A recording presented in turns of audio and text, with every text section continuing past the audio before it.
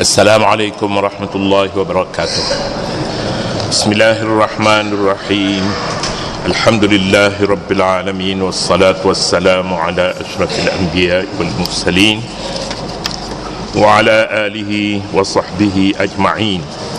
Subhanaka la ilma lana illa ma 'allamtana innaka antal alimul hakim.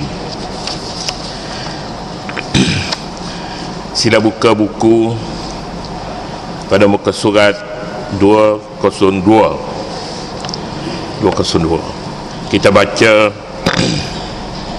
ayat 13. A'udzu billahi minasy syaithanir rajim.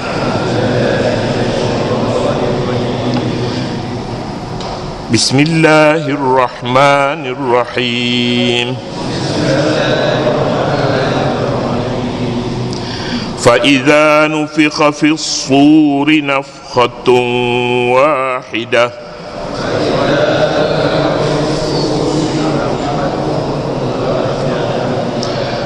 وَحُمِلَتِ الْأَرْضُ وَالْجِبَالُ فَدُكَّتَا دَكَّةً وَاحِدَةً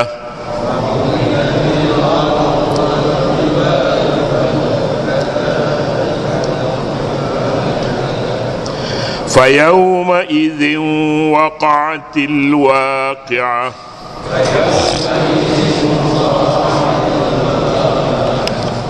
وَانشَقَّتِ السَّمَاءُ فَهِيَ يَوْمَئِذٍ وَاهِيَةٌ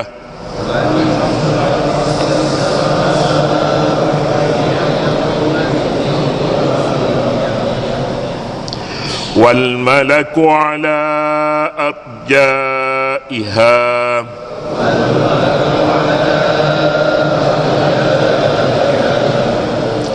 ويحمل عرش ربك فوقهم يومئذ ثمانية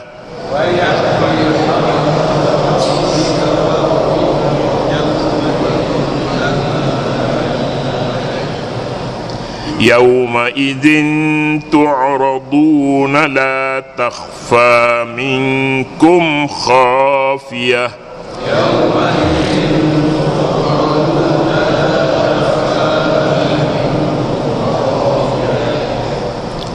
صدق الله العظيم. فإذا نفخ في الصور نفخة واحدة, dan apabila ditiup sangkakala dengan sekali tiup. Wa humilatil ardu wal jibalu fadukkata dakkatan wahidah, dan apabila bumi serta gunung ganang diangkat dari tempatnya lalu dihancurkan kedua-duanya dengan sekali hancur.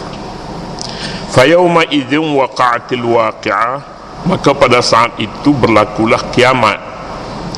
Wanshaqqatis sama', dan terbelahlah langit. Fahiya yauma idzin wahiyah, lalu menjadilah ia pada saat itu amat lemah. Wal malaku ala arja'iha, sedang malaikat ditempatkan mengawal segala penjurunya, dan aras Tuhanmu, ya, wal malaku ala arja'iha wa yahmilu arsya rabbika fawqahum yawma idzin samaniyah, dan aras Tuhanmu pada saat itu dijunjung oleh 8 malaikat di atas kepala mereka.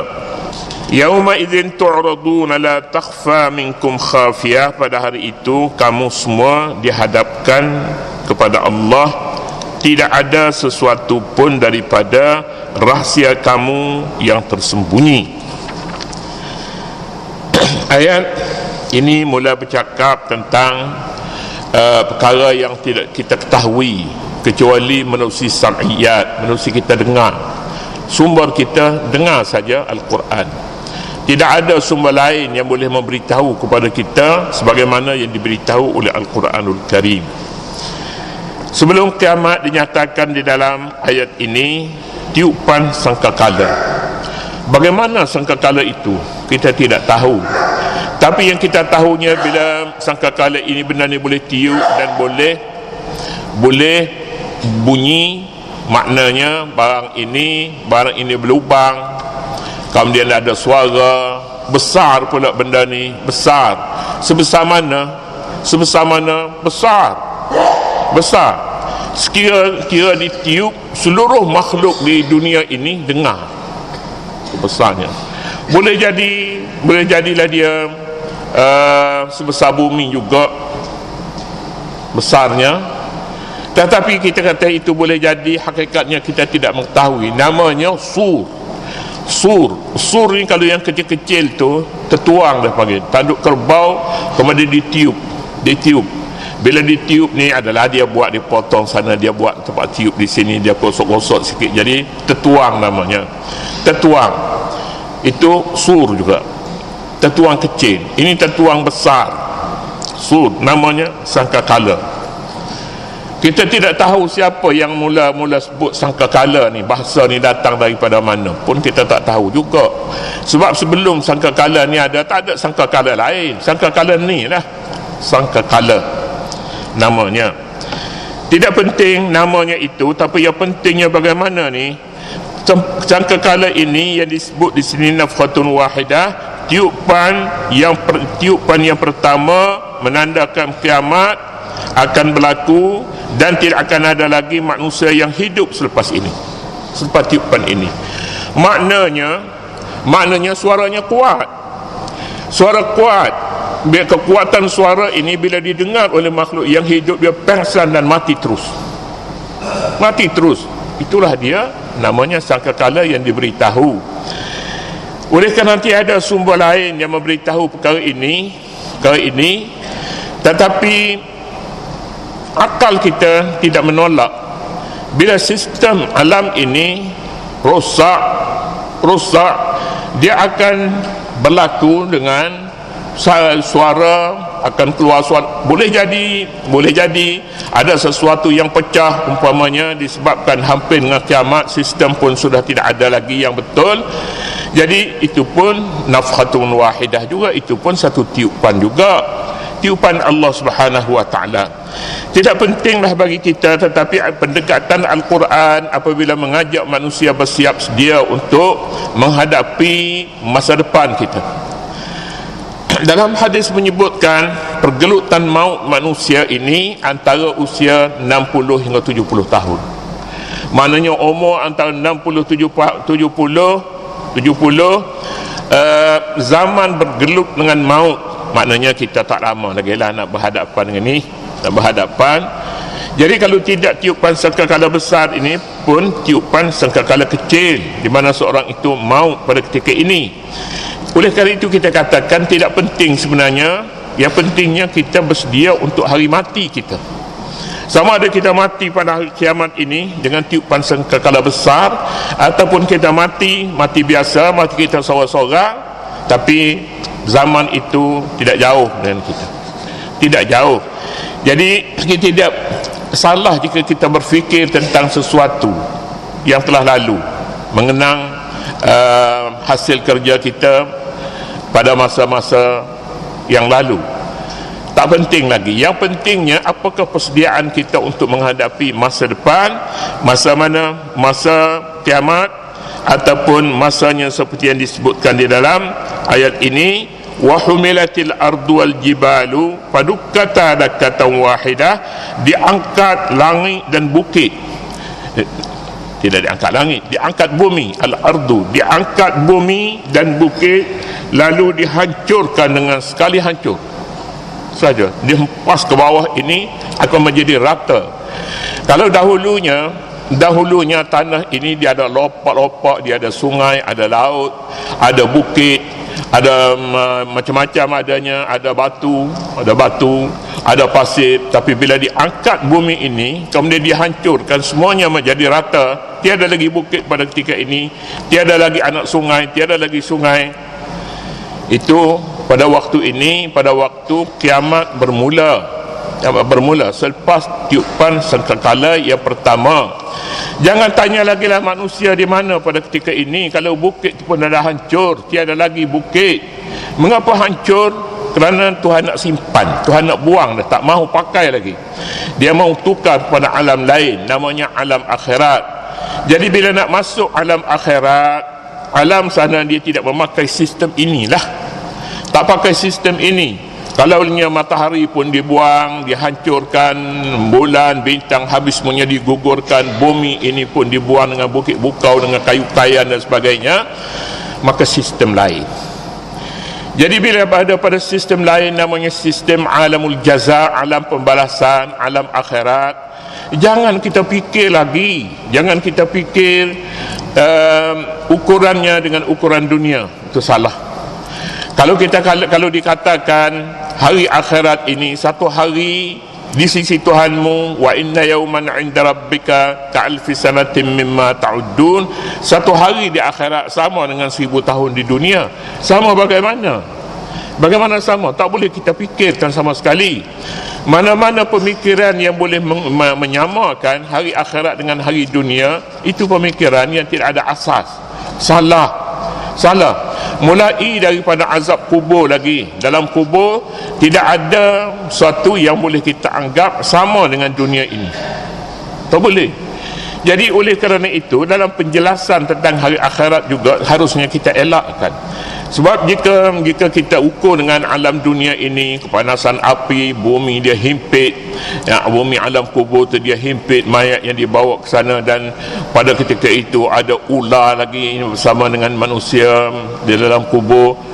Ini pendekatan yang pendekatan tersendiri, pendekatan alam akhirat, bukan pendekatan alam dunia. Tapi seharusnya kita takut, dan tujuan pendekatan itu dibuat supaya manusia takut pada alam ini dan bersedia untuk sampai kepadanya dengan keadaan yang aman dan sentosa. Wa humilatil ardu wal jibalu padukkata dakkatan wahidah fa yawma idzin waqa'atil waqi'ah. Pada ketika itu kiamat pun bermula. Saat kiamat bermula, selepas daripada hancur bukit bukau, bumi, kayu kayan habis semua sekali, rumah-rumah habis hancur, manusia pun hancurlah pada ketika itu, sudah tidak ada lagi. Tetapi tunggu satu kali nanti lagi akan ada pula tiupan sangkakala yang kedua. Manusia naik, manusia bangun seperti cendawan tumbuh selepas hujan. Yang tidak hancurnya ialah namanya ajbuz zanab. Ajbuz zanab ini dia tidak hancur, dia pun tak besar mana. Ajbuz zanab ini ekor manusia, dia ada ekor tu dia tumbuh besar. Dalam dunia ni dia tak nampak, dia menumpang tulang belakang tu hujung sekali, hujung tulang belakang, namanya ajbuz zanab. Ini hebat betul ini, bakar tak hangus, tumbuk tak hancur laginya, umur dia tidak dimakan bumi, namanya ajbuz zanab. Kita tahu pun daripada hadis yang menyatakan begitu. Fa yauma idzin waqa'atil waqi'ah, pada hari itu berlakulah kiamat. Kita baca sikit hadis yang buka surat 205 di bawah fa yauma idzin waqa'atil waqi'ah. Hari kiamat diungkapkan dengan al-waqi'ah, kejadian, untuk menarik perhatian bahawa kejadian yang dijanji dan yang ditunggu-tunggu itu kini telah menjadi kenyataan, yakni pada hari ini, sebelum ini tidak berlaku. Ia seolah-olah menyatakan kepada para pendustanya, inilah kiamat yang kamu dustakan dahulu, dan pendustaan kamu tidak memberi barang kesan padanya. Yang berlaku pasti berlaku, sekalipun didustai oleh musuh-musuh Islam yang tidak percaya kepada adanya hari seumpama ini. Tetapi zaman sudah berubah, manusia sudah berilmu, manusia dengan ilmu manusia ini mempercayai bahawa dunia ini akan berakhir. Tetapi tidak dinamakan dengan kiamat, tapi dunia ini akan berakhir disebabkan dalil-dalil yang ada pada hari ini menunjukkan kiamat bukan kiamat, dunia berakhir. Jadi kalau begitu, apakah jalannya untuk kita masuk persediaan kita? Boleh jadi manusia memang percayai bahawa akan berakhir, tetapi persediaannya tidak ada. Tidak ada di sana persediaan. Tidak menyatakan bahawa di sana ada surga, ada neraka, ada pembalasannya. di sini cacatnya akal manusia ini kerana tidak mampu untuk berfikir lebih lanjut lagi, tetapi mereka boleh sampai kepada satu peringkat bahawa tanda-tanda sudah wujud bahawa sunanil kaun akan menyatakan bahawa sunnah alam ini menyatakan bahawa tiada yang kekal, semuanya musnah, tetapi hanya Allah Subhanahu wa taala saja yang kekal. Wa syaqqatis sama'u, dan terbelahlah langit. Ini langit ini benda sesuatu yang ada, bukan sesuatu yang kita kata langit semata-mata langit. Tak, benda ini makhluk. Kalau bumi ini ada makhluknya, makhluk bumi, makhluk langit pun demikian juga, sesuatu yang ada, yang dapat dilihat. Dan terbelah langit, lalu menjadilah ia pada saat itu lemah, amat lemah. Wahia, langit meskipun ia sebuah benteng yang kukuh, pada hari itu kelihatan antara juzuk-juzuknya koyak rabak, terputus, pecah dan terlucut, menyebabkan kacau bilau dan bertaburan. Langit bukan lagi langit yang kuat dan hebat sebagaimana dilihat sebelumnya. Bumi dan bukit bukau juga bukan lagi bumi dan bukit bukau yang mengikat antara satu dengan yang lain sebagaimana dahulunya. Yang dahulunya diungkap bagaikan bumi yang sedang dihuni, kini semuanya terbelah, hancur dan menjadi debu-debu yang bertaburan.